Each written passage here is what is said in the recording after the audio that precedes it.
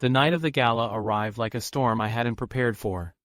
I had attended this event every year, smiles, handshakes, press photos, predictable conversations. But tonight, every step felt heavier, as if every breath was leading me towards something I wasn't ready to face. The ballroom glowed under the chandeliers, their golden light spilling across marble floors polished enough to mirror the guests' faces. Laughter mingled with the clinking of glasses. Music drifted through the air like velvet. Everyone moved with practiced elegance. And yet, I felt strangely out of place. I arrived late, hoping it would give me some distance. But as soon as I stepped inside, the noise, the lights, the people, all of it faded into a dull blur. My mind wasn't here. It was trapped in a loop, replaying a single name, Lily Designs. I greeted a few investors, shook hands, exchanged rehearsed pleasantries. But my eyes kept wandering, searching for something I didn't even understand. I don't know what I expected. A flash of clarity. An answer to the strange pull inside my chest. And then, there she was. At first, she was just another face in the sea of glittering gowns and polished suits. But something about her presence tugged at me before her features even registered. I slowed. Stopped breathing for half a second. She stood with a small group, smiling politely, a hint of shyness softening her expression. Her hair fell over her shoulder in waves, catching the light. Her movements were graceful, unhurried, natural in a way that made her stand out even in a room designed to overwhelm the senses.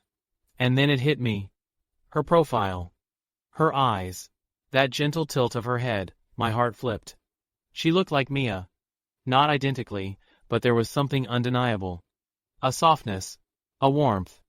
A familiar curve in her smile that I had seen every morning for the past 6 years. My daughter. My entire world.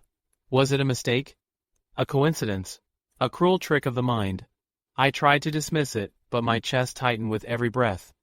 I took a step closer, weaving through the crowd. Her laughter floated toward me, light, genuine, untouched by the polished arrogance of the room. My pulse hammered. A memory flickered, Mia's laughter, her wide smile, the way her eyes lit up when she talked. This woman had the same spark. I swallowed hard. I couldn't stop staring. Every piece of her, her posture, her expressions, her gentle mannerisms, pulled at something buried deep inside me. And then, as if guided by fate, she turned. Our eyes met. Not recognition. Not shock. But something equally powerful. Curiosity. Awareness. A strange, electric pull. She blinked first, her lips curving into a small, polite smile. It was subtle, but it felt like it was meant for me. My throat tightened. I didn't approach her. I couldn't. Not yet. My feet felt rooted to the marble floor, torn between rushing forward and running away from the truth rising inside me like a tide. I told myself I was imagining things, that I was reading too much into a stranger's face. And yet, the resemblance was too sharp. Too real. Too haunting.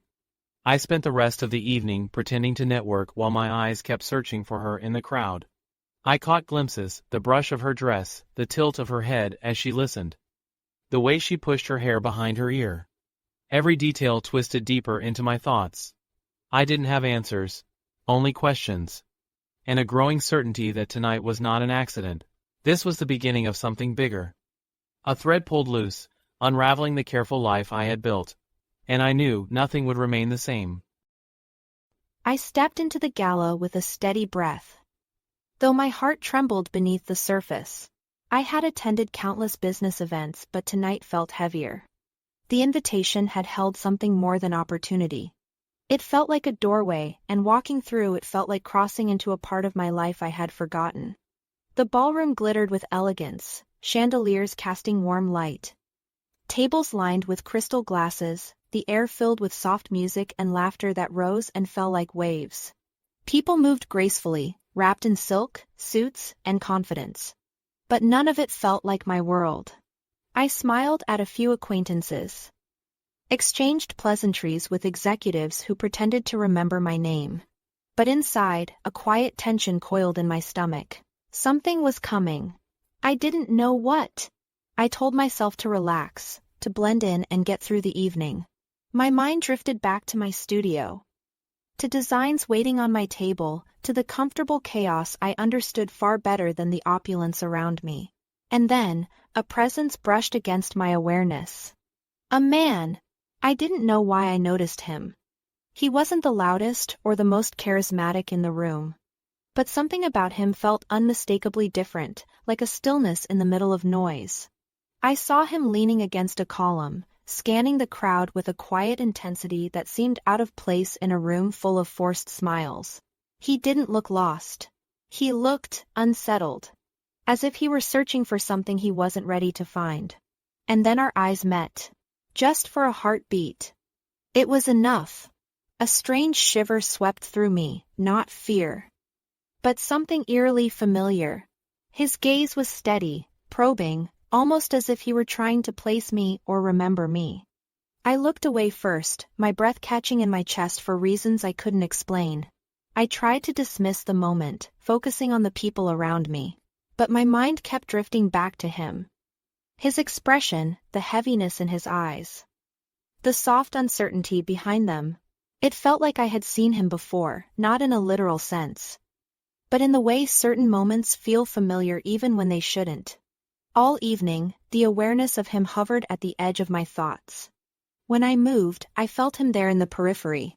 When I spoke to someone, I caught the faint pull of his presence across the room. At dinner, I barely tasted the food. During conversation, I barely heard a word. Every part of me was distracted by that one moment. The way he looked at me.